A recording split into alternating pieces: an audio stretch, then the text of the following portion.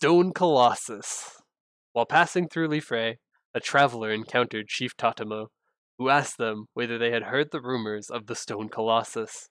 He explained that the Stone Colossus was a moving mountain, which had recently appeared in Liffre. He then offered to arrange a meeting between them and Guaru, whom Tatamo explained had been freed from the Black Mage's influence. After their minds were bridged, the traveler heard the voice of Guaru, who told them that the Stone Colossus had been created as a result of him being corrupted by the Black Mage, after Magnus had stolen his powers.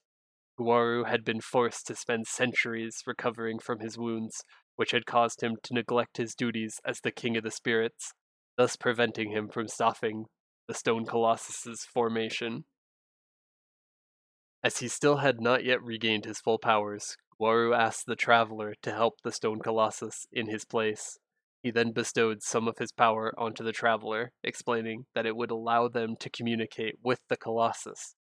After Guaru's voice faded away, Tatamo told them to meet up with the Haflinger expedition, which had already embarked to explore the Stone Colossus. The traveler went to the base camp and helped the expedition by defeating the mantis monsters around them. Lavi, the expedition lead, told the traveler that he had been studying the mountains for decades, but once the Stone Colossus had formed from the mountain, monsters had begun appearing and halting their exploration. The traveler offered to speak to the Colossus, explaining that they had been blessed by Guaru, but Lavi first wanted them to prove their strength and asked them to hunt more mantises.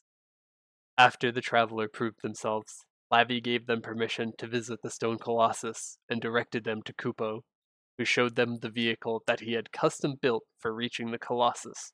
He explained that the vehicle ran on plant oil and asked them to collect oil from the nearby flora monsters.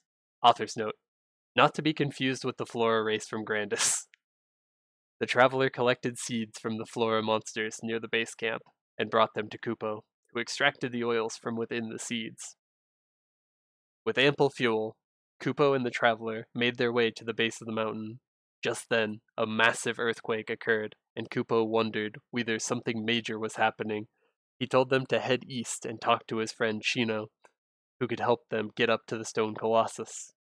He also recommended that they bring her a gift and suggested hornet honey and large poison glands, as Shino hated hornets. Sure enough, Shino was pleased with their gift and welcomed them as fellow hornet haters. She explained that she had been watching the travelers defeat hornets from her sniper's perch. She also explained that she was the advance party for the expedition and that she had been working to make the area safe for the rest of the expedition, as the hornets were making it too dangerous for them to use the elevator that led to the top of the mountain. After the traveler helped clear out the hornet population, they traveled up the elevator with Chino, who wondered whether the earthquake had stirred up the hornets. Upon reaching the summit, Chino told them to go ahead and speak with the Colossus. The traveler approached the Stone Colossus and began talking with him. Author's note: Damien's mark can be seen on his forehead. The Colossus's appearance and personality actually reminds me a lot of Muto from Choo Choo Island. The Colossus explained that he didn't know how he had come to exist, but he had been trying to stay still so that he wouldn't hurt the wildlife around him. However, he explained, the dark insects had been appearing more and more frequently, and he suggested that it had something to do with the darkness inside of him.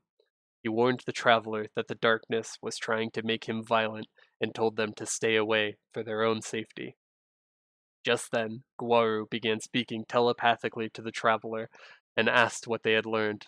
The traveler explained what the Colossus had said, and Guaru realized that the Stone Colossus was the fusion of thousands of lesser spirits combined into one large entity. He explained that when his powers had been abused by Magnus, the lesser spirits had huddled together in fear of Guaru's corruption. Over time, more and more had grouped together until they had formed the mass that had become the Stone Colossus. Guaru lamented that it was his own lack of guidance which had caused the lesser spirits to band together in safety. He told the traveler that he was concerned about the corruption inside the Stone Colossus, explaining that the dispersal of the spirits inside of him wouldn't matter if the corruption had only affected a few of them, But if all the spirits had been tainted by darkness, it would devastate Maple World. In order to prevent the corruption from growing too strong, Waru asked them to purify the Stone Colossus's heart.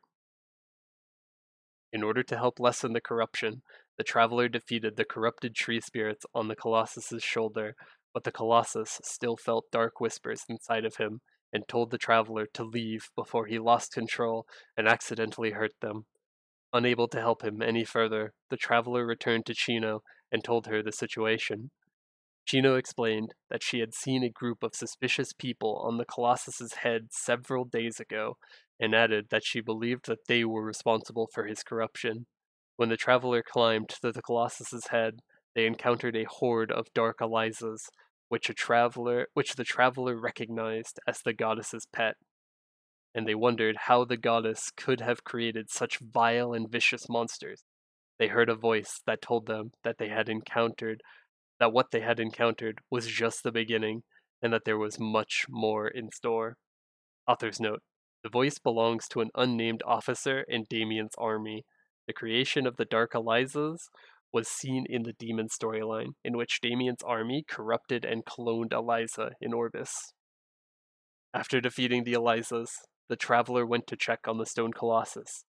They were shocked to see that the corruption had spread even further, taking nearly complete control of him. The Colossus warned them to stay away, but the traveler refused to leave his side. Touched by their kindness, the Colossus permitted them to go inside of him in order to lift the corruption that had taken hold of his heart. The traveler fought through the corrupted rock spirits and reached his heart, where they defeated a powerful tarantulas, thus destroying the source of corruption. After returning back outside, the Colossus thanked the traveler profusely and called them a true friend. Author's note: the Colossus is so nice and wholesome that him calling us a true friend was better than all the EXP and rewards that we got in this theme dungeon.